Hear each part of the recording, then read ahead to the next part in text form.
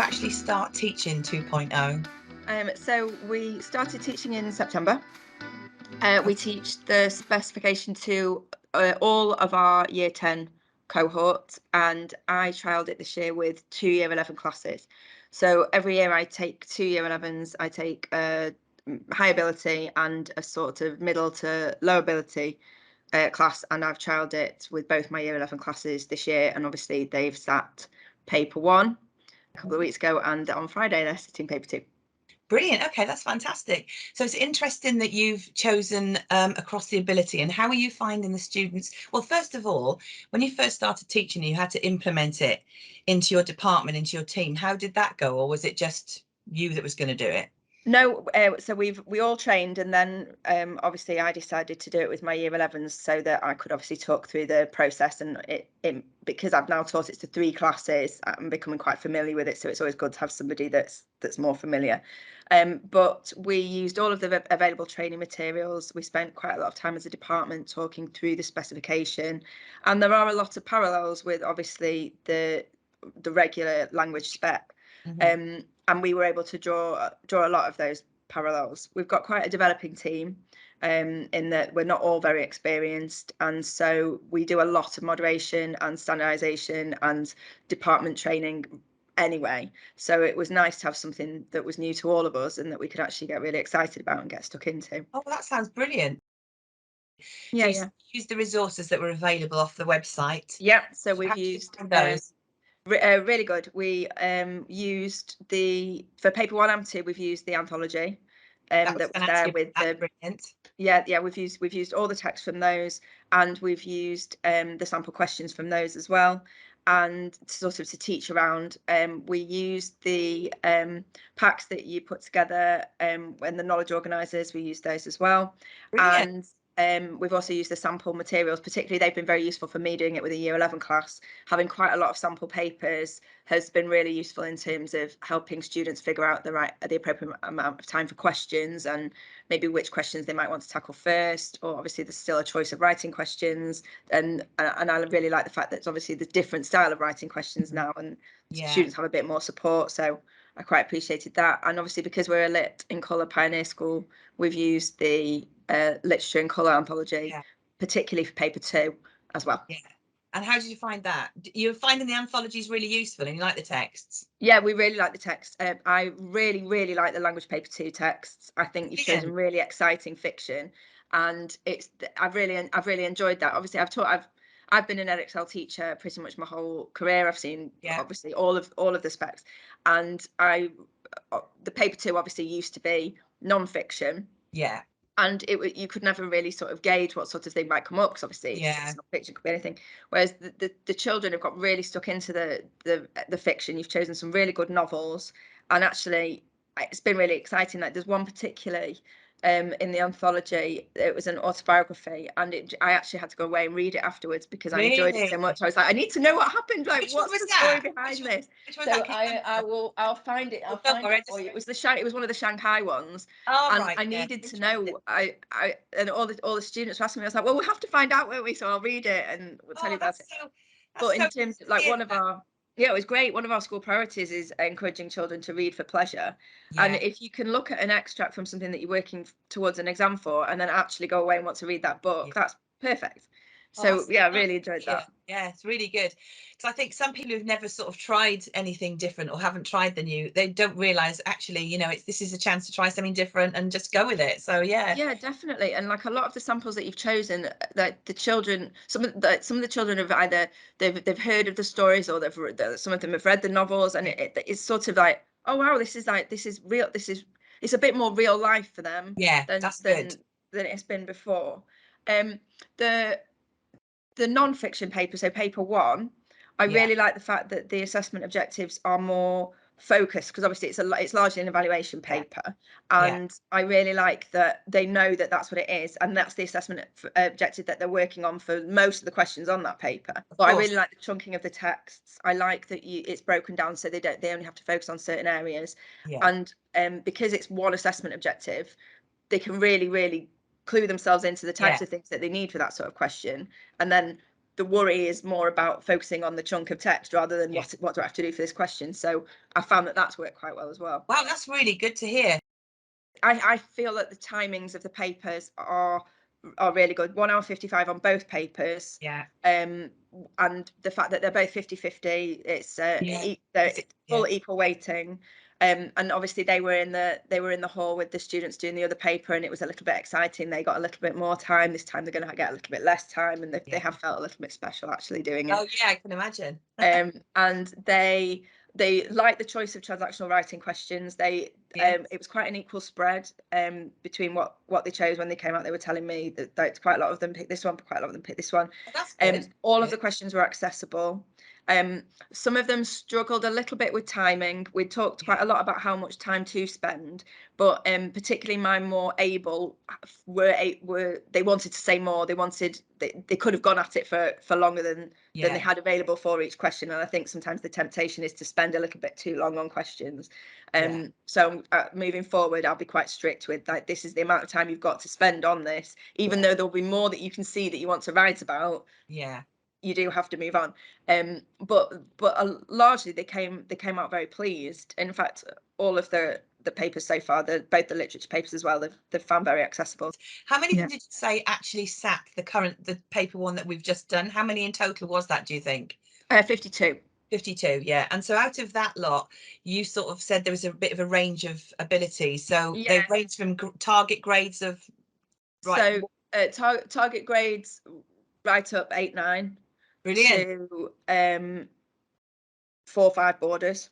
Yeah, that's it. Because you want to be able to make sure you can stretch and challenge. You know what I mean? Is you to make sure there's enough in there for all. That's why we believe, we made it so it's accessible for all grades. So no, I really think it is. And actually, I was having a conversation. It's sparked on something I'd seen on Twitter actually, that somebody was looking for a new language spec, and I said I'm doing this and really enjoying it. Thank you.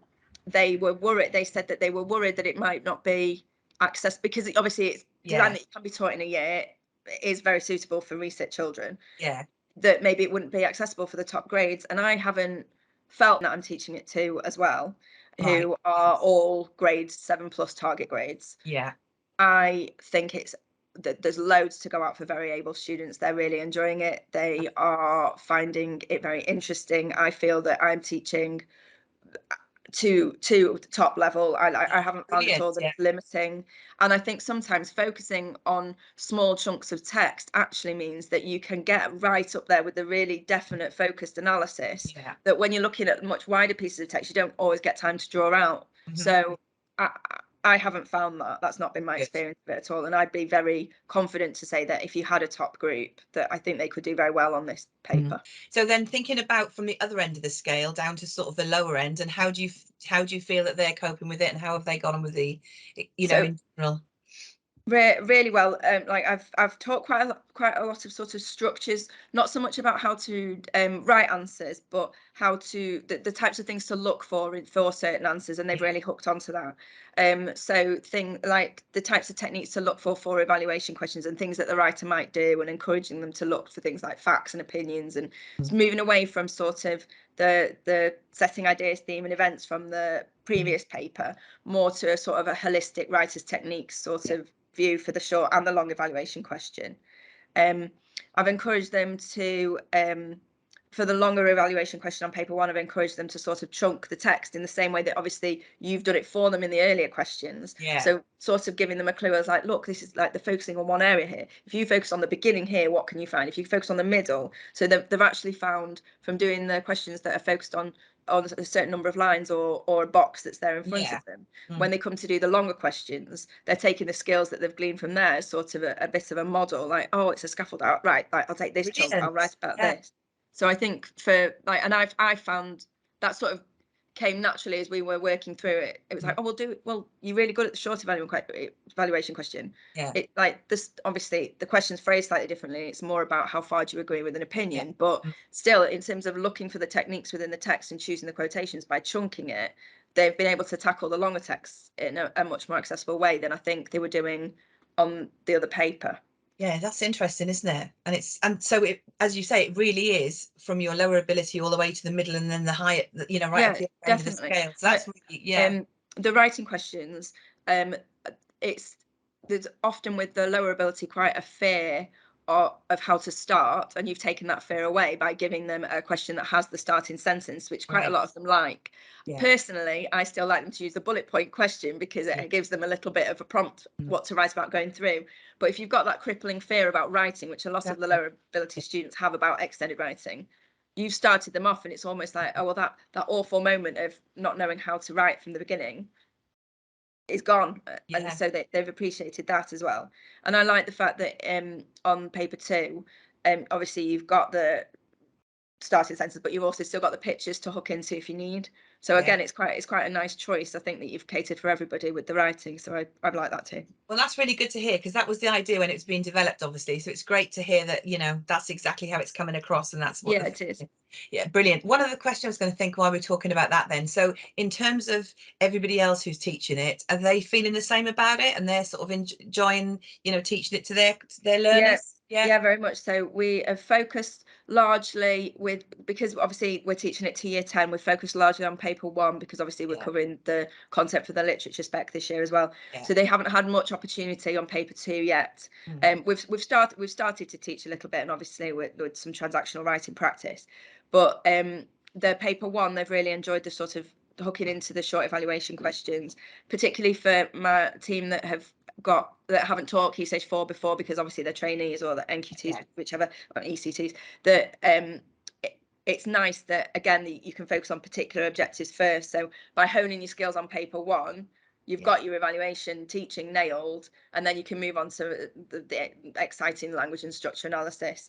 I also really like that you've separated language and structure for some of the questions. Right, yeah, okay. I've found particularly actually for the higher ability, the focusing just on the language has actually meant that they're very focused, and the use of sort of sophisticated terminology, talking about sort of the nuances of the text, it's better focusing on just the one. I've found that. Yeah, oh, that's really good. That's great. Yeah, I mean, it sounds like you're really enjoying it, so I'm really happy that, you know. I have. Yes, and I didn't about it. I can feel that. I feel like you're sort of quite excited and passionate about it, so that's great.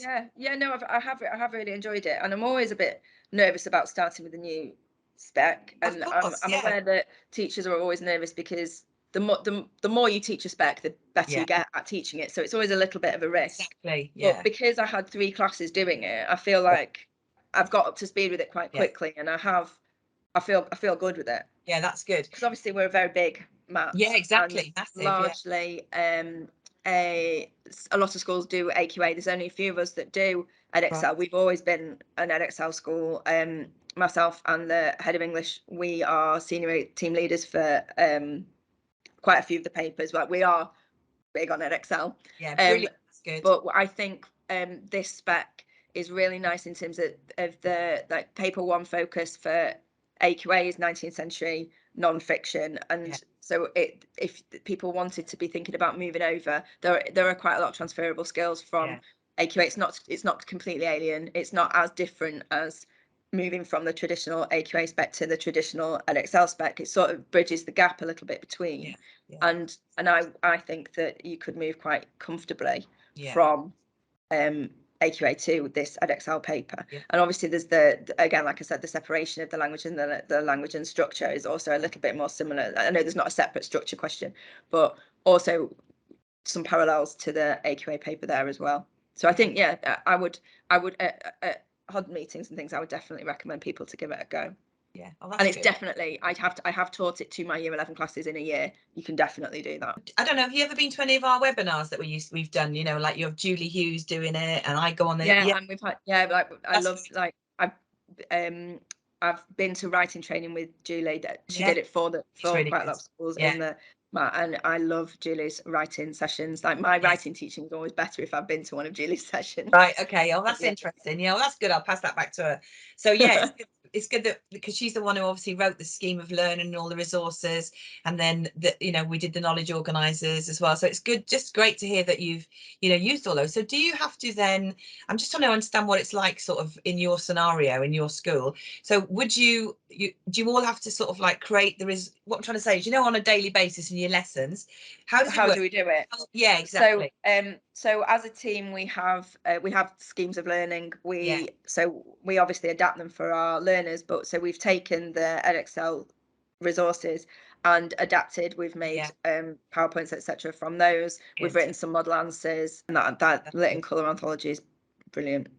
Yeah, well, I'm so glad you like that. And what about the mark scheme when you've gone to do your, when you've gone to do your sort of mocks prior to the exam? How have you found the SAMs and all that sort of thing? And then marking them, etc. For lift, really helpful. Obviously, I'm very familiar with the old writing specification, and obviously it's still the 24 and the 14, but the actual wording of the mark scheme is a little bit different. I actually think it's easier, particularly if you've got a set of papers in front of you that maybe you want to sort of rank.